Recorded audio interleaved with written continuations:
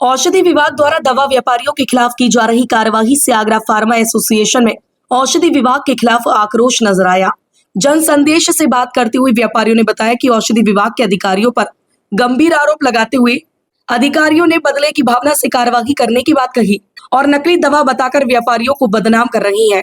Drugs विभाग के द्वारा पिछले 5 दिन से आगरा फुवारे दवाई बाजार पे का लगातार कार्रवाई की जा रही है और सबसे बड़ी बात वो जो बताई जा रही है वो ये है कि नकली दवाओं का जखीरा बरामद हुआ है। हमारे साथ कुछ फार्मा एसोसिएशन के पदाधिकारी हैं जो लगातार पूरी कार्रवाई पर नज़र भी बनाए हुए हैं, उनकी दुकान भी है, गोदाम भी हैं। तो सबसे बड़ी बात यह है कि जो नकली का दावा किया जा रहा है वो किस तरीके की नकली है, क्योंकि ये रोज़ाना दुकान चलाते हैं, सामान बेचते हैं, तो उनसे ही जानते हैं कि ज़्यादातर जिस तरीके से आपने बताया था कि औषधि विभाग जो नकली का दावा कर रहा है, आप लोग रोज़ाना दुकान चला रहे हैं, दुकानों पर सामान बेचते हैं, जो एक लोगों के दिमाग में मैसेज जाता है वो ये होता है जब भी दवाओं की नकली की बात आती है कि लोगों के जो जान के साथ खिलवाड़ किया जा रहा है नकली के मामले में।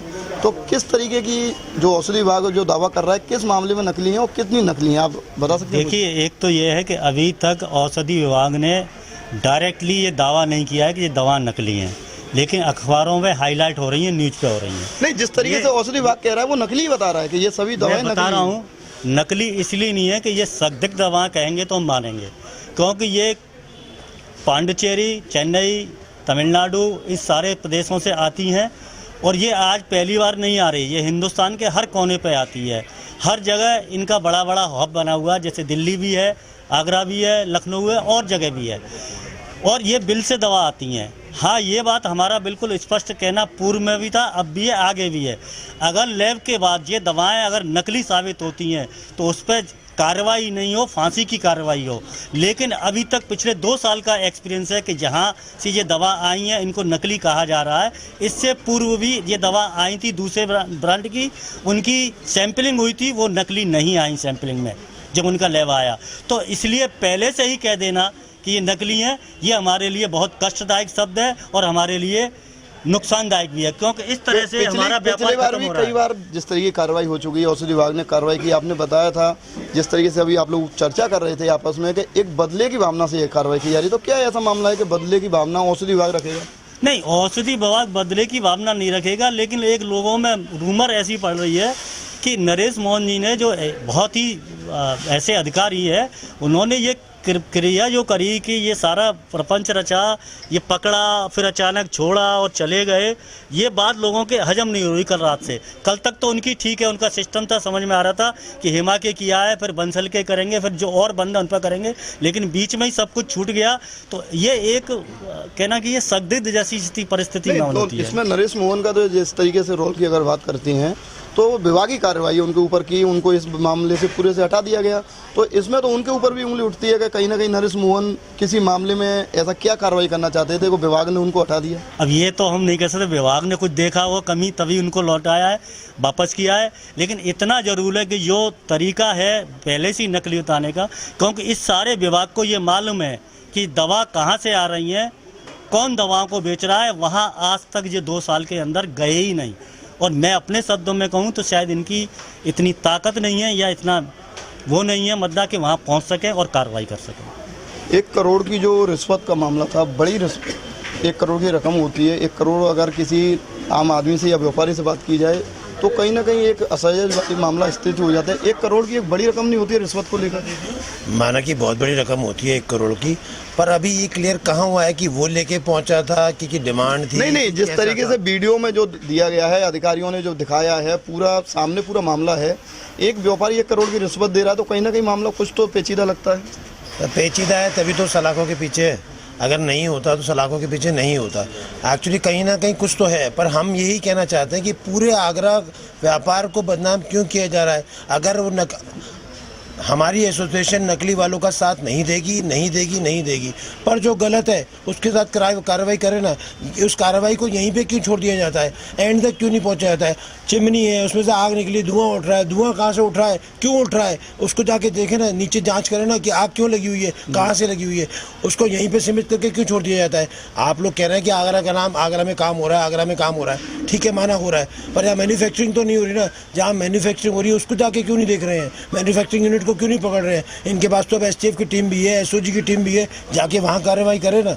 जिस तरीके से पंजाब पुलिस भी आगे पिछले कई बार कार्रवाई कर चुकी है, ड्रग विभाग का नहीं, उसमें भी एक एनडीपीएस का था, लेकिन नकली का नहीं था। नकली का नहीं था, लेकिन फुआरे का नाम हर बार जब भी आता है तो दवा फुआरे का ही नाम बदनाम होता है। देखिए, उस बारे में बड़ा स्पष्ट बता दूं कि वो जो लोग हैं ना, वो दवा ट्रेड से नहीं होते ज़्यादातर, वो या तो अन्य जगह पे अपना अड्डा बनाते हैं, वहाँ से करते हैं। ऐसा कोई भी दवा विक्रेता अभी तक जो बहुत बड़ी दुकान लेके बैठा हो और उसको पकड़ा गया हो एनडीपीएस में, ऐसा कुछ नहीं है। केवल टटपूंजिए होते हैं या इनका कोई ठिकाना नहीं होता है, वो पकड़े गए हैं। अभी तक कोई बड़ा दुकानदार एनडीपीएस में नहीं पकड़ा गया। ऐसा हर बार क्यों होता है कि हर बार दुकानदार को ही टारगेट किया जाता है, जबकि फैक्ट्रियां भी चल रही हैं, एनडीपीएस का भी कार्रवाई होती है, लेकिन दुकानदार को टारगेट किया जाता है और उसके बाद जो कार्रवाई है सिर्फ यहीं तक सीमित रहती है?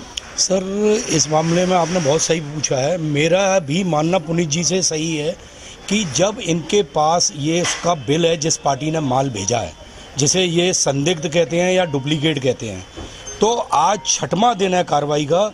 आगरे से या एसओजी से कोई टीम वहाँ तक अभी तक क्यों नहीं गई जहाँ से माल आया है, जिससे ये पता चला वहाँ से माल आया है या नहीं आया। जब ईबे बिल लग रहा है, जीएसटी बिल है, सारी चीज़ें हैं, ये क्यों यहीं के यहीं बैठे हैं? क्या उसे सारे वहाँ साफ कर दे तब वहाँ जाएंगे? क्या विभाग का इसमें रणनीति है? ये हमारे समझ से परे। आज तक 6वें दिन तक कंपनी ने ये क्यों नहीं डिस्क्लोजर दिया ये दवाएं मेरे द्वारा निर्मित नहीं है? अभी तक कंपनी के प्रतिनिधि केवल इसी बात को कह रहे हैं कि ये संदिग्ध है। क्या कंपनी पे 6 दिन में डेटा नहीं निकाल पाई ये मेरे द्वारा मैन्युफैक्चर्ड है या नहीं है? कंपनी क्यों नहीं डिक्लेरेशन दे रही है ये डुप्लीकेट है, काउंटरफिल्ट है? स्कैनर की बात आती है तो जो दवाओं पे जैसा स्कैनर इसमें है, इस टाइप की दवा में जो कंपनी निर्मित कर रही है सब में वही चीज़ आ रही है, एक ही चीज़ आती है। एलिग्रा की एलर्जी से रिलेटेड है, प्रोडक्ट इन्फॉर्मेशन आती है। इस कंपनी के स्कैनर में बैच नंबर नहीं आते किसी भी प्रोडक्ट में। हमने सारे प्रोडक्ट में हमने भी अपने यहाँ देखे, जो ऑथराइज स्टॉक इसके यहाँ माल है उसमें भी स्कैन करके देखे, सब में सेम आ रहा है। हर डिब्बे पे एक ही स्कैन आ रहा है। अगर मतलब इस तरीके की अगर बात करी जाए स्कैनर की, तो कई और भी कंपनियों की जो दवाएं हैं उन पे भी इस तरीके कई कंपनियां ऐसी हैं, जैसे मैं आपको बताऊं जाइडस, टोरेंट, डॉक्टर रेड्डी, उसमें पर्टिकुलर बैच नंबर आता है। बैच नंबर के संग वो दवा कहाँ निर्मित हुई है ये आता है। वो दवा निर्मित होने के बाद कहाँ कहाँ जा रही है उस तक की डिटेलें देती हैं वो कंपनियां। इस टाइप की कंपनियां जो डिटेलें देती हैं उसमें हमारे पास सारे स्कैन एक ही चीज़ के आए तब हम उसे डुप्लीकेट मान सकते हैं। लेकिन इसमें तो हर पत्ते पे एक ही स्कैन आ रहा है, तो हम केवल इस व्याप पे इसे डुप्लीकेट माने? मेरा मानना है ये नहीं। औषधि विभाग द्वारा लगातार पिछले 6 दिन से कार्रवाई की जा रही है। हेमा मेडिकल स्टोर है, बंसल मेडिकल स्टोर है, उसके साथ ही गोदाम सील किए जा रहे हैं। लेकिन सबसे बड़ी बात यह है कि जिस तरीके से फार्मा एसोसिएशन के पदाधिकारियों ने बताया कि अगर डुप्लीकेट या नकली दवाएं हैं तो उनको कार्रवाई की जाए, लेकिन पूरे मेडिकल विभाग को बदनाम ना किया जाए। और जैसे सहायक आयुक्त थे नरेश मोहन, उनके लगातार उन पर जिस तरीके कार्रवाई की गई, उनका भी कहीं ना कहीं मामला संदिग्ध नज़र आता है कि चाहे वो प्रशासन से हो चाहे इस विभाग से हो। लेकिन जिस तरीके से 6 दिन से कार्रवाई की जा रही है वो अपने आप में मामला बड़ा है और करोड़ों की दवाओं का जो जखीरा है वो बरामद हुआ। अपने साथी अजीत कुमार के साथ यशपाल सिंह, जनसंदेश टाइम्स, आगरा।